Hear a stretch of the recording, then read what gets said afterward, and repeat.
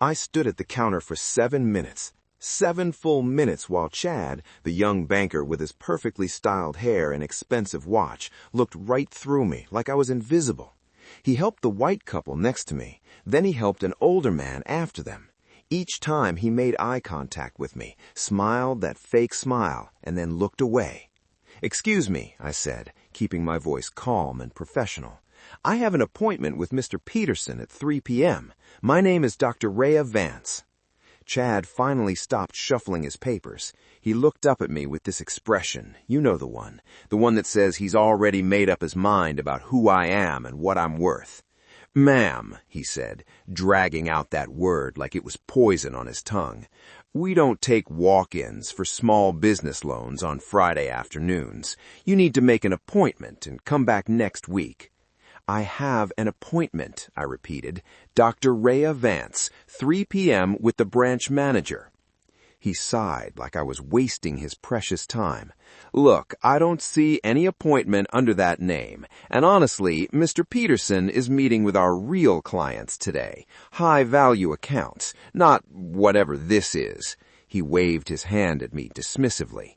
"You should probably try one of our smaller branches. This location handles serious money." That's when I knew. This man looked at me, a black woman in a business suit, and decided I didn't belong in his fancy bank with its marble floors and crystal chandeliers. He didn't see a CEO. He didn't see someone who controlled hundreds of millions of dollars. He just saw someone he could disrespect. What Chad didn't know was that in exactly 10 minutes, I wouldn't just be standing at his counter anymore. I'd be signing his termination papers. If you want to see how this arrogant banker gets exactly what he deserves, smash that like button right now and subscribe to the channel. Trust me, you don't want to miss what happens next. Now, let's get into the full story. Let me back up and tell you how I ended up at OmniTrust Bank that Friday afternoon. My name is Dr. Rhea Vance, and I'm the founder and CEO of Vance Biotech. We develop medical devices that save lives, heart monitors, surgical equipment, diagnostic tools. Last year alone, we pulled in $840 million in revenue. Forbes called me one of the top tech entrepreneurs under 40. But none of that mattered to Chad that day. I'd been banking with OmniTrust for 6 years. Every single one of my company's operational accounts, $280 million worth, sat in their vaults. My payroll account, my vendor payments, my cash reserves, everything. And that Friday, I was supposed to meet with Mr. Peterson, the branch manager, to finalize a new $300 million line of credit for our national expansion. This was supposed to be a celebration, the biggest deal this branch had ever seen. Instead, I got Chad. "I'm not here for a loan," I said, pulling out my phone to show him the appointment confirmation email. "I'm here for a previously scheduled meeting with—" "Ma'am," Chad held up his hand, not even looking at my phone. "I'm going to need you to step aside. You're holding up the line." There was no line. The bank was nearly empty except for 2 other customers on the far side of the lobby. "Are you serious right now?" I asked. "Very serious. If you want to open a checking account or apply for a car loan, you can use one of our online forms. This counter is for private banking clients only." Private banking. The irony almost made me laugh. I was their biggest private banking client in the entire region. A woman behind me cleared her throat. I turned and saw a white woman in yoga pants holding a deposit slip. She looked uncomfortable, like she knew exactly what was happening but didn't want to get involved. "Go ahead," I told her, stepping aside. "Apparently, I'm not a priority here." Chad's face lit up. "Thank you for understanding, ma'am. Now, Mrs. Henderson, how can I help you today?" I watched him process her deposit, $340, with all the care and attention in the world. He asked about her kids, laughed at her jokes, took his sweet time making small talk, while I stood there, my blood pressure rising with every passing second. When he finally finished, I stepped back up to the counter. "I'd like to speak with Mr. Peterson now," I said. My voice was still calm, but there was steel underneath it now. Chad rolled his eyes, actually rolled his eyes at me. "Ma'am, I already told you, get your manager now." Something in my tone must have registered, but his smug expression flickered for just a second. But then it was back, twice as strong. Fine, but you're wasting everyone's time. He picked up the phone on his desk, never breaking eye contact with me, like this was some kind of power play, like he was proving a point. Mr. Peterson, yeah, I've got a situation out here. A woman claiming she has an appointment with you. Says her name is Dr. Vance or something. Uh-huh. Yeah, she's being pretty difficult about it. Okay, thanks. He hung up and gave me that fake smile again. Mr. Peterson will be out in a few minutes. You can wait over there. He pointed to a bench near the entrance, the same bench where people waited for the ATM to free up. I'll wait right here, I said. Suit yourself. I pulled out my phone and opened my contacts, found the name I needed, Maria Chen, my chief financial officer. She picked up on the first ring. Rhea, how's the meeting going? It hasn't started yet, I said quietly, turning slightly away from Chad's nosy stare. But I need you to do something for me. I need you to initiate Protocol 7. Silence on the other end. Then, Protocol 7? Rhea, that's the nuclear option. Are you sure? Protocol 7 was our emergency contingency plan, the one we'd designed for situations where we needed to move every single dollar out of a financial institution immediately. We'd never actually used it before. I'm sure. How fast can you execute it? If I start now, full transfer in 10 minutes. But Rhea, that's $880 million. If we pull everything out of OmniTrust, that's exactly what I want you to do. Every account, every dollar. Move it all to First National. And Maria, make it obvious. I want alarms going off. I want their system to light up like a Christmas tree. Jesus! Okay, I'm on it, but you're going to need to tell me what happened. I will. Just execute the transfer. And Maria, start drafting termination papers for that new credit line too. All $300 million of it. We're not doing business with OmniTrust anymore. I hung up just as Mr. Peterson emerged from the back office. Mr. Peterson was exactly what you'd expect from a man named Mr. Peterson, who managed a bank branch in the wealthy part of town. Late 50s, gray hair, expensive suit, wedding ring that probably cost more than most people's cars. He had this walk, this slow, deliberate walk, like everyone should stop what they're doing and pay attention when he enters a room. He didn't even look at me at first. He walked up to Chad's station and leaned against the counter like they were buddies sharing a private joke. "So what's the problem here, Chad?" "This woman says she has an appointment with you, but I don't see anything in the system. I think she's confused about which branch she's supposed to be at." Peterson finally turned to look at me. His eyes swept over me from head to toe.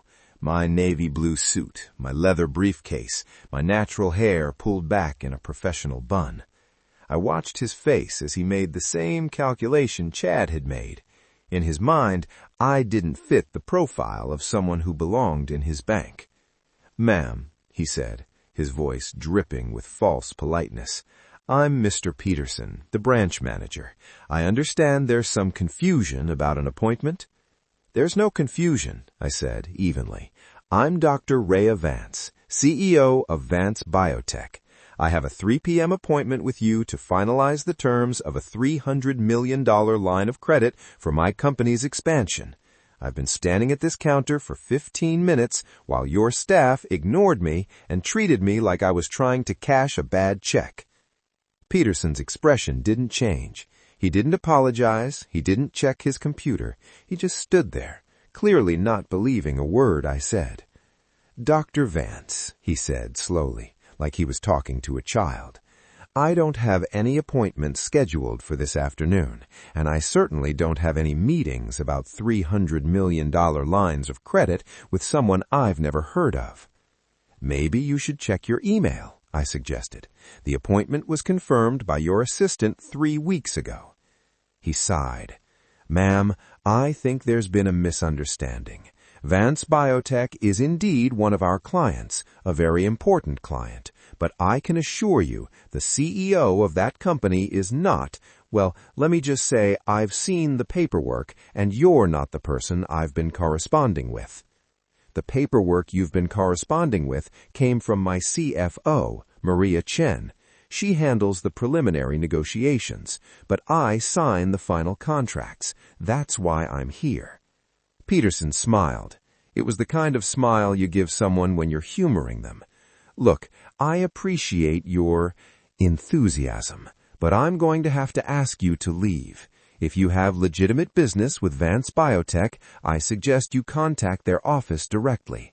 Impersonating a corporate executive is actually a crime, and I'd hate to have to involve the police." My phone buzzed in my hand. A text from Maria. "Transfer initiated, T-8 minutes. All accounts flagged for emergency withdrawal. Their system should be freaking out any second now." I looked up at Peterson and Chad, who were both staring at me like I was some kind of con artist they'd just exposed. "You're making a mistake," I said quietly. "The only mistake here is you wasting my time," Peterson replied. "Chad, please escort this woman to the exit." Chad came around the counter, actually reaching for my arm like he was going to physically remove me from the bank. I stepped back before he could touch me. "Don't put your hands on me," I warned. "Then leave voluntarily before this becomes a bigger problem than it needs to be." That's when I saw her, Mrs. Henderson, the woman who'd deposited her $340, walking back into the bank. She must have forgotten something. She stopped when she saw what was happening, her eyes going wide. "Is everything okay?" she asked, looking at me. "Everything's fine," Peterson said quickly. "Just a minor disturbance." "She's not disturbing anything," Mrs. Henderson said, surprising everyone, including herself.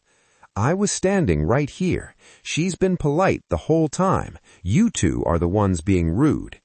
"Ma'am, this doesn't concern you," Chad said. "Actually, it does. I don't like seeing people treated differently because of how they look, and that's exactly what's happening here." Peterson's face went red.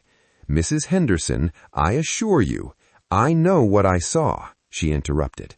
Then she looked at me. "I'm sorry, for what it's worth." "Thank you," I said, and I meant it. She left, shaking her head. Peterson and Chad turned back to me, and now they looked angry instead of just dismissive. "You need to leave," Peterson said, "now, or I'm calling security." "Call them," I said, "because I'm not going anywhere until I get an apology and you honor the meeting you confirmed 3 weeks ago." Peterson pulled out his phone. That's when his computer started beeping. It was a soft beep at first, almost unnoticeable, but then it got louder and more frequent. Beep, beep, beep, beep, beep, beep. Peterson frowned and walked back to his station. He woke up his computer screen, and his face went pale. "What the hell?" Chad leaned over to look. "What is it?" The Vance Biotech accounts, they're moving, all of them. Emergency withdrawal protocol." He started typing frantically. No, this can't be right. $280 million is being transferred right now." He looked up at me, really looked at me for the first time. "What did you do?" I smiled, not a friendly smile, a satisfied smile. "I told you who I was. You chose not to believe me, so I did what any CEO would do when a financial institution treats them with disrespect. I took my business elsewhere." His phone rang. The ringtone was loud and shrill, cutting through the sudden tension in the bank. Peterson grabbed it with shaking hands. "Hello? Miss Harrison, What? No, I don't know what's happening. The system just... Yes, I see it. It's all going to First National. I don't... He pulled the phone away from his ear. Even from where I stood, I could hear someone screaming on the other end. "Who's that?" Chad whispered. "Regional President," Peterson said, his voice hollow. He looked at me again, and this time I saw something different in his eyes. Fear. Peterson's phone rang again. He didn't answer it. He just stared at me like he was seeing me for the first time. "You're really her," he said. It wasn't a question anymore. "I tried to tell you. But the emails all came from Maria Chen. I assumed. You assumed a black woman couldn't possibly be the CEO of a major tech company," I finished for him. "Yeah, I got that impression. Chad had gone completely silent. He was staring at Peterson's computer screen, watching in real time as millions of dollars vanished from their system. His face had gone from cocky to terrified in about 30 seconds. "Dr. Vance," Peterson said, his voice cracking, "please, there's been a terrible misunderstanding. If you'll just give me a moment to explain." "Explain what? How you told me to leave? How your employee treated me like a criminal? How you accused me of impersonating myself?" I didn't know." "You didn't know because you didn't bother to check. You saw what you wanted to see and made your decision based on that. And now you're paying the price." The bank's front door burst open. A woman in her mid-40s, wearing a power suit and an expression of absolute panic, rushed inside. Her heels clicked on the marble floor like gunshots. "Peterson!" she shouted. "What the hell is going on?" This had to be Miss Harrison, the regional president I'd heard screaming on the phone. She looked like she'd run all the way from her office 3 blocks away. Her face was flushed, and there was a thin sheen of sweat on her forehead. Peterson opened his mouth to respond, but no words came out. He just pointed at me. Harrison stopped. She looked at me, then at Peterson, then back at me. I watched her brain work through the problem. She was smarter than Peterson. I could see it in her eyes. She knew exactly who I was.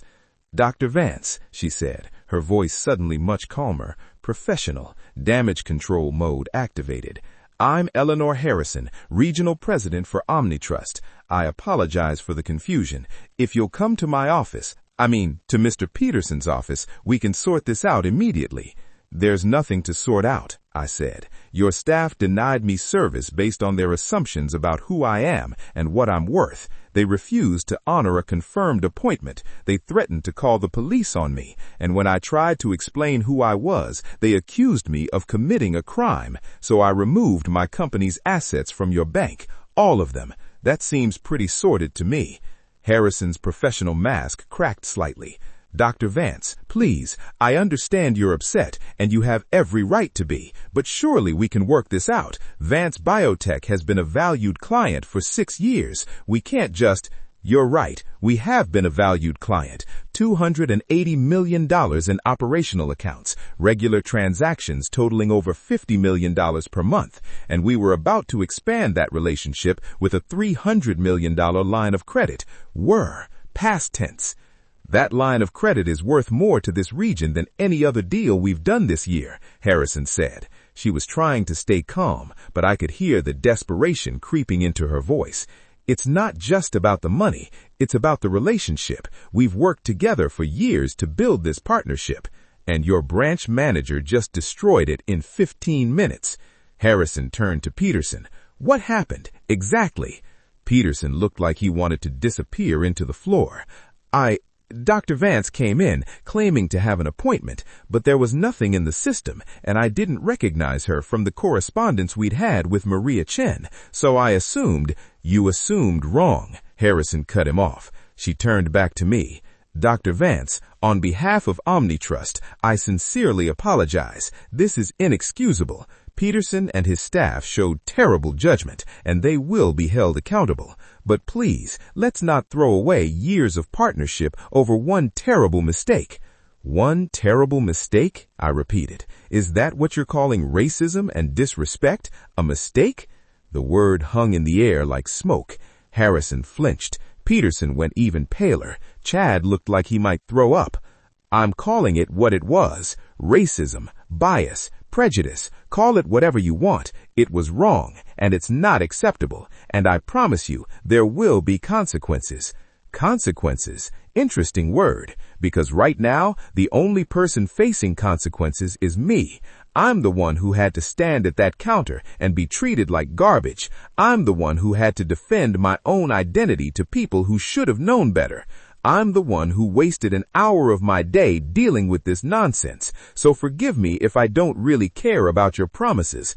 My phone buzzed again. Another text from Maria. "Transfer complete. All accounts closed. $280,147,332.18 now in First National. Credit line application withdrawn. We're done with OmniTrust." I held up my phone so Harrison could see the screen.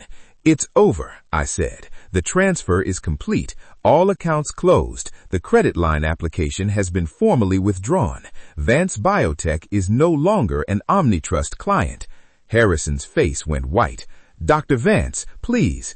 And just so you know, I'll be filing a formal complaint with the State Banking Commission, and I'll be sharing this story with every business contact I have. I know at least 15 other CEOs who bank with OmniTrust. They're all going to hear about how your staff treats black customers who don't fit their narrow idea of what success looks like. That's your right, Harrison said. She looked defeated. But please, let me at least try to make this right. Name your terms. What would it take for you to reconsider? I looked at Peterson, who was sweating through his expensive suit, then at Chad, who couldn't even make eye contact anymore, then back to Harrison. I want to make this right? I asked. Yes, whatever it takes. Fine, I have terms. Harrison pulled out a chair from one of the desks and gestured for me to sit. I remained standing. So did she. I'm listening, Harrison said. I took my time, let the silence stretch out, made them wait the way they'd made me wait. First, I said, I want a formal written apology from OmniTrust, not some generic corporate statement, a real apology that specifically acknowledges what happened here today and takes full responsibility for it. Done, Harrison said immediately. I'll have our legal team draft it within the hour, and I'll sign it personally.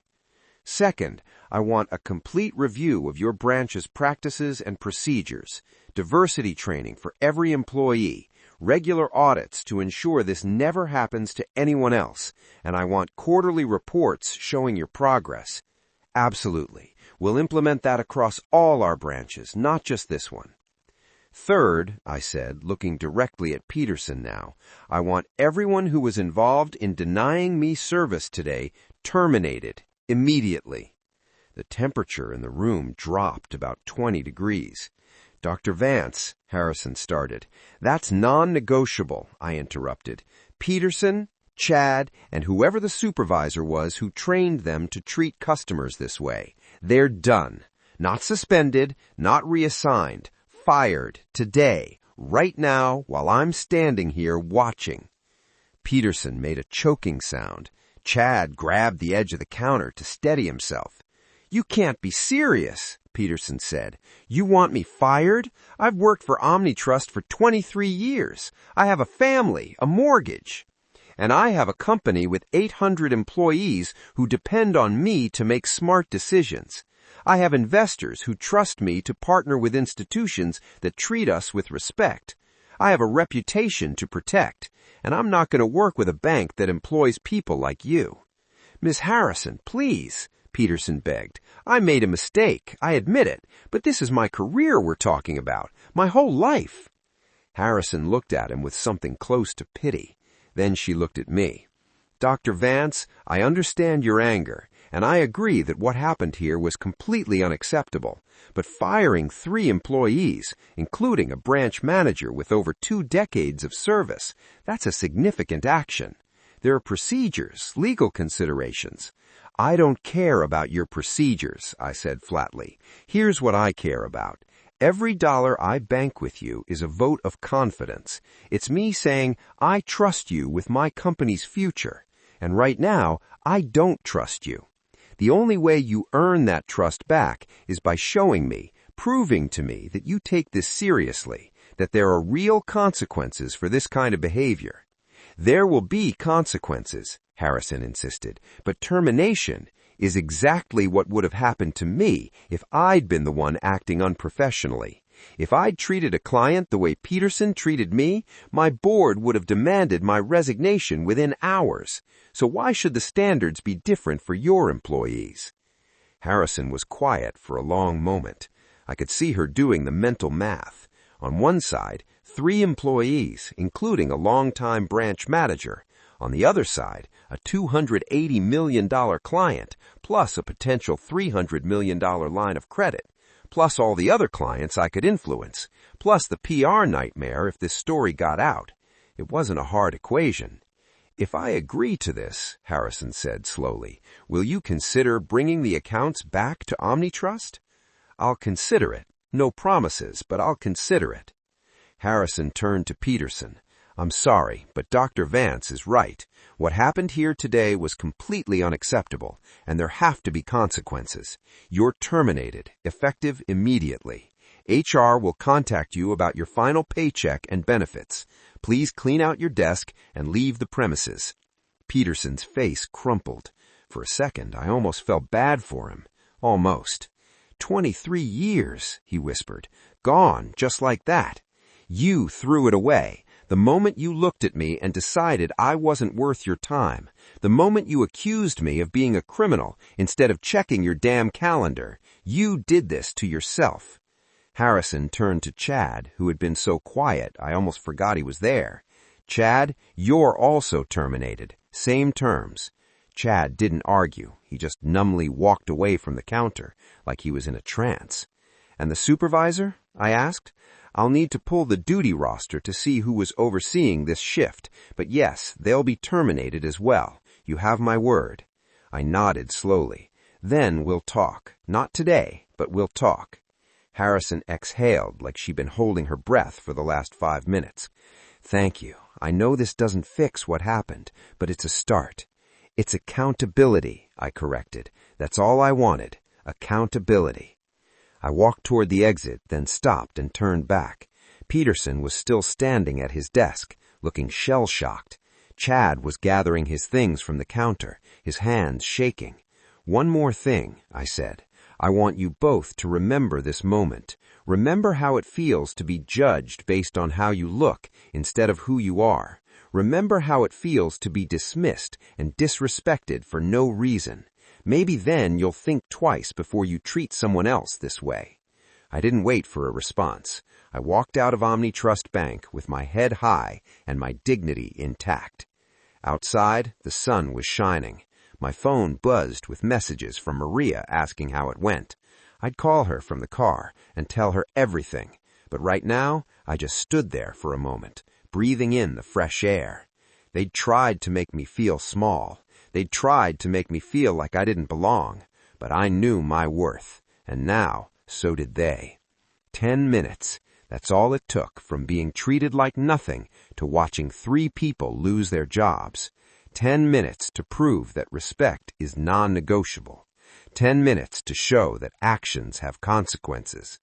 I got in my car and drove away, leaving OmniTrust Bank to deal with the mess they created, and I never looked back. If you loved this story of justice and karma, show us some love by hitting that like button and subscribing to the channel. Drop a comment and tell us about a time someone underestimated you. We might feature your story in a future video.